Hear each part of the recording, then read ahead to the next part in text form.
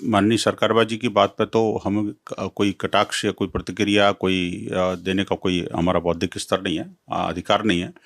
लेकिन मैं ये कहना चाहूँगा कि ये सच्चाई है।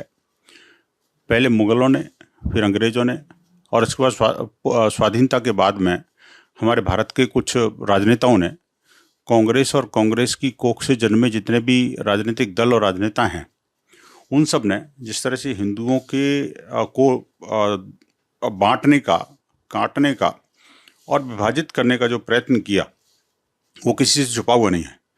जाति, मत, पंथ, संप्रदाय, भाषा, क्षेत्र, ऐसे कई अनेक मुद्दों पर उन्होंने हिंदू समाज को विभाजित करने का प्रयास किया और वो विभाजन आज भी जारी है। कांग्रेस की जो मानसिकता के और उससे जुड़े हुए जितने भी राजनीतिक दल हैं, उन सब की एक ही मनस्थिति है कि वोट बैंक की राजनीति के लिए कितने नीचे स्तर पर जाना पड़े, हम जाएंगे। इसके कारण जो है ना, हिंदू समाज अपने आप को कुंठित महसूस कर रहा था। अब हिंदू खड़ा हो गया है, हिंदू जाग गया है और अब उसके साथ ऐसा कोई पापाचार नहीं कर पाएगा, ऐसा हमें विश्वास है। हमने देख लिया कि स्वाधीनता के समय पर किस तरह से पाकिस्तान और बांग्लादेश बना, पूर्वी पाकिस्तान और पश्चिमी पाकिस्तान बना। उसके बाद 1971 में हमने उसको पाकिस्तान से छीन करके और बांग्लादेश बनाया। लेकिन इसके बावजूद भी अभी जो पिछले कुछ महीनों के अंदर जो घटनाक्रम बांग्लादेश के अंदर घटा, और वहाँ पर कारण कुछ और था और टारगेट कुछ और था। जिस तरह से हिंदुओं को पलायन के लिए मजबूर करना पड़ रहा है, या वहाँ हिंदुओं को धर्मांतरण और मरने के लिए मजबूर किया जा रहा है, ये सब चीज़ों हमने देखा कि ये सब हिंदुओं के कटने, छटने और बंटने के कारण हुआ है और ये सच्चाई है। आज भी अगर हिंदू एक नहीं हुआ तो परिस्थितियाँ बड़ी भीषण बनने वाली हैं। हिंदू समाज का मतलब है कि भारतीय समाज, भारतीयता से जुड़ा हुआ समाज और भारतीय जीवन मूल्यों को मानने वाला समाज, और इसको एक रहना बहुत ज़रूरी है। राष्ट्रीय एकात्मता के लिए, राष्ट्रीय स्वाधीनता के लिए, स्वाधीनता को बरकरार रखने के लिए और राष्ट्र की प्रगति और सुरक्षा के लिए भी। इसलिए हिंदू समाज को सबल रहना इस राष्ट्र की उन्नति के लिए, उसकी सुरक्षा के लिए बहुत आवश्यक है। इसमें अगर कोई इसको रिलीजियस पर्सपेक्टिव से देखता है तो मुझे लगता है उसकी बेवकूफ़ी होगी। माननीय सर्वोच्च न्यायालय ने कहा है कि हिंदू एक जीवन पद्धति है, और जो भारतीय जीवन मूल्यों को मानता है वो प्रत्येक व्यक्ति हिंदू है।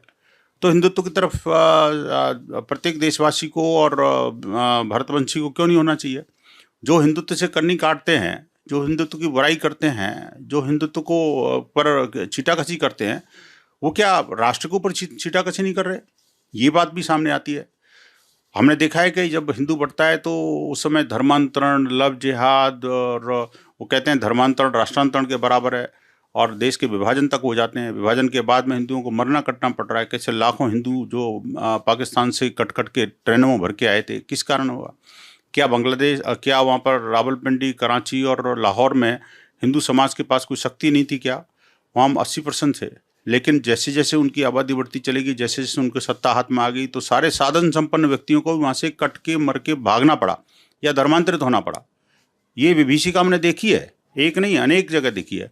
बांग्लादेश के अंदर तो ये स्थिति हमारी भरत भूमि है ना, और वो बांग्लादेश के अंदर माँ दुर्गा को सर्वाधिक पूजा जाता था। कभी चारों तरफ कोने कोने में उनकी जयकार गूंजती थी।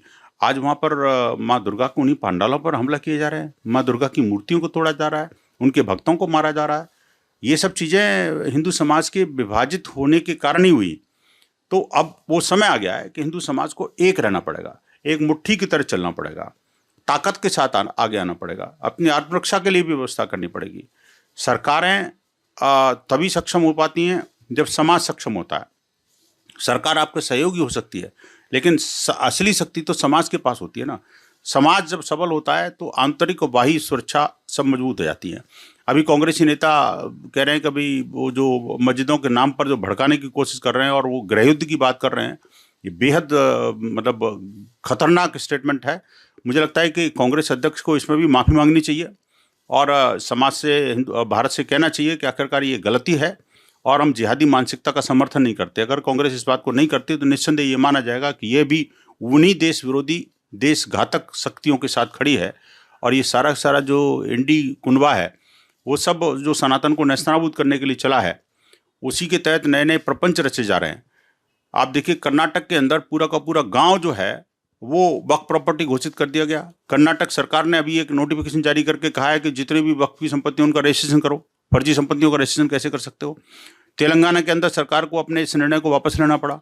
ये जो इस तरह की स्थितियां परिस्थिति बनती है, बोर्ड के नाम पर जो है इन्होंने कब्जे का अड्डा बना दिया। अब वो अड्डा समाप्त होना चाहिए, ये बहुत आवश्यक है।